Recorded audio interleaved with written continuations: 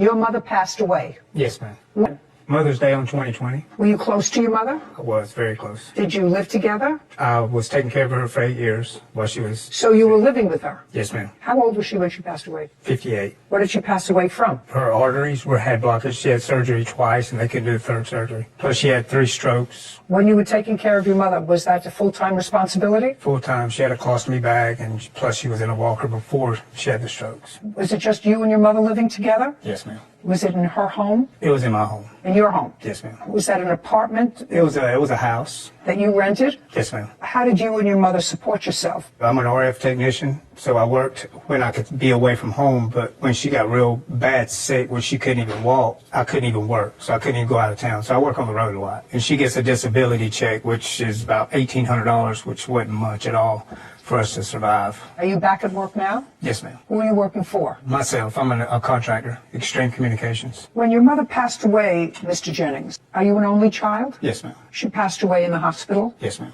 At that time, you didn't have money for her funeral arrangements. No, ma'am. And you didn't have the funds to even take her body out of the hospital. No, ma'am. So what did you do? Well, I thought I had the insurance settlement, and I was going to take care of that, because she did have 2 burial plots. But when we went to... Who's we? Me and Angela. Who is Angela? She's my fiance. But when we went up there we've got 2 burial plots. When we went there to turn those in mortuary, they added on $10,000 or $15,000 to actually bury her, and I was unable to do that because her insurance had lapsed 2 or 3 months. So you didn't have money to take care of your mother's funeral expenses? I did not. Do you want to tell me how the plaintiff got involved with that? I told Tracy exactly what... Yes. At some point, your mother passed away on Mother's Day in 2020. Yes, ma'am. Did you contact Miss Spencer, or did she contact you? She contacted me. When? During the process of me suffering because I didn't have the cash to front my mother's funeral. Well, it's hard for me to ask the question, how did she know about that? But were there other relatives? I was posting things on Facebook. Okay. So what did you post on Facebook? That I was trying to do a GoFundMe to help with my mother's funeral. And how much after she died did you post something on Facebook?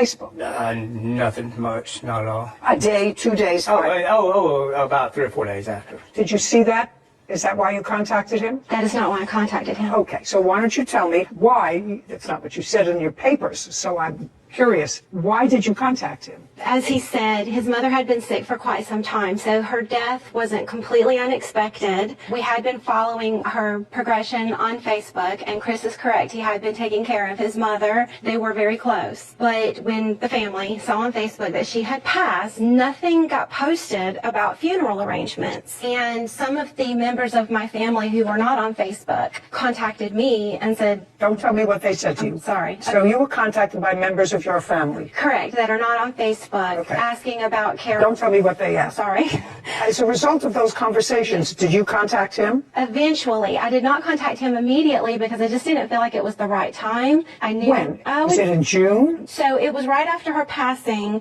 I contacted his stepbrother and stepsister first because when I had not seen anything for 3 days about funeral arrangements, rather than calling Chris, who I knew would have his hands full handling matters, I actually contacted his stepbrother and stepsister, and I said, do you know anything about funeral arrangements? Nobody did. And so they didn't know anything, and I suggested that I reach out to Chris. I said, well, I hate to do that. This is a really bad time, but I did it anyway. And so I called Chris, and I said, Chris, I'm sorry to bother you. I know you're going through a lot, but some people are asking me about your mother's arrangements, and I don't know what to tell them. It's been several days. Have you picked out a mortuary? And he started crying immediately, understandably so. He said, Tracy, I'll be honest with you. I don't even have the money to get her out of the hospital. He said, it's going to cost $500 to get her out. I said, okay. And I believed, without a shadow of a doubt, that he truly didn't have the money because they had a very tight relationship. So there was no question in my mind if he had the $500 to get her out, he would have. I said, Chris, it's okay. I'll loan you the money. I'll call the hospital. I'll take care of it. Just calm down. And so we hung up. I called the hospital and I told them, I said, I'm not next of kin, but I'm going to take care of this matter on behalf of my cousin. So here's my credit card for $500. And the morgue told me that I couldn't pay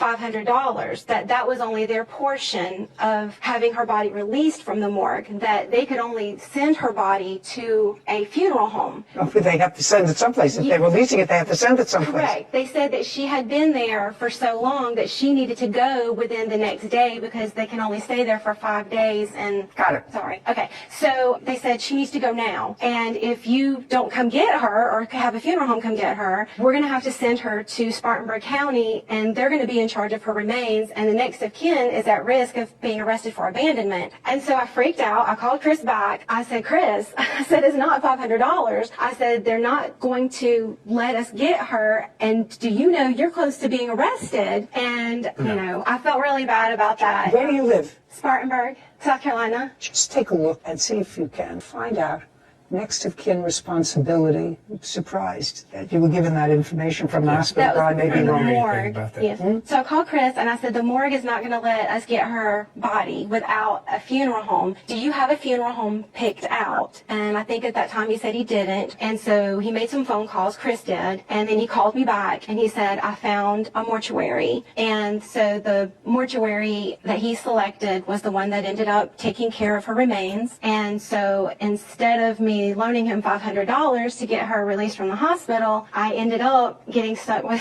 $1,500 because I had to pay the mortuary. Okay. He found a mortuary. Yes, ma'am. When you called the mortuary, did they tell you what it would cost? I didn't call the mortuary to find out anything about that. She did. She agreed to pay everything. No, just a second. I'm not getting there. Yes, ma'am. Not there yet. Yes, ma'am. So the question is, did you call the mortuary? I called them to see if they could take care of my mother. That's what I asked you. I said, did you Yes. call the mortuary? Yes, ma'am. And after you spoke to the mortuary, you called the plaintiff back. Sure did. When you called the mortuary, and she had already told you it would be $500 to get your mother's remains from the morgue, but then you had to take her remains someplace. You couldn't take them in your car. Right. They had to go someplace. Yes, ma'am. And common sense would suggest that you would ask what their cost was, what their fee was. Is not an answer. For a cremation, For whatever. And they told you it was how much. they told me for the cremation, it was about $1,500 for cremation. Okay. And then you called your cousin back. Yes. And let me hear the conversation, as you recall it, between yourself and your cousin. Okay. I called her back and told her that I didn't have the money to take care of that. She goes, don't worry about it, Chris. I'll take care of it. It's exactly what was said. Now, was that before or after you set up a GoFundMe page? That was before. So she took care of the bill. Yes. So this was 5 days after No, your mother's no. death? Shh.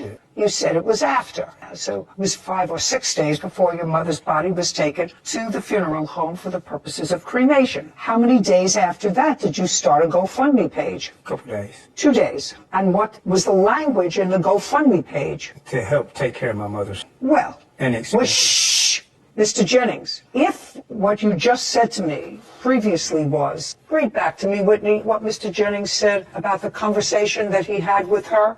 It started with, don't worry about it. He said, okay, I called her back and told her that I didn't have the money to take care of that. She said, don't worry about it, Chris. I'll take care of it. That's exactly what was said. Okay, good. So if she said she would take care of it, why would you post an outcry for money from strangers to bury your mother? To go during the process of getting that money is exactly. No. Let's follow what you said, Mr. Jennings. What you told me was that you had the conversation, she took care of the bill.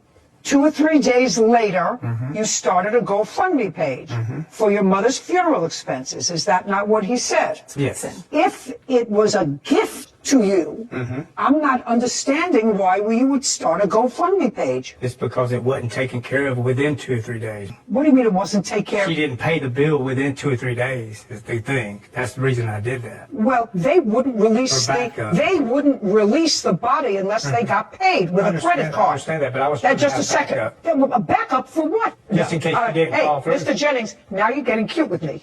No, ma'am. Now you're getting cute with me. The plaintiff had to give the hospital her credit card. Is that correct? Yes, ma'am. So before they released the body, which they had to do within a day, they had her credit card. And it wasn't until after that that you started a GoFundMe page. Okay.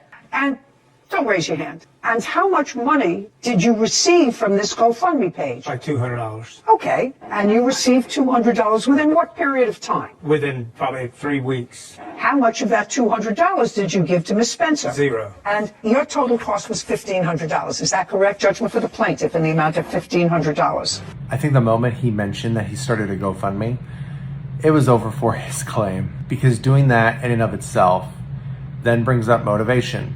Why would you need to start that up? Well, because in this case, you have a financial obligation based on conversations you've had with your cousin to pay her back because she did step up. What other reason would he have to start that? So yeah, I think this was a good ruling. I think the plaintiff really stepped up in a time of need to help out her family. Deaths in family, things get complicated, and things can get expensive too. And so she did the right thing. Hopefully, as a family, they can get past all this, and hopefully it doesn't come between them. But what did you think about this case? Have you or other family members been in a situation like this? How did you get through it? Let me know in the comments. Thanks for watching.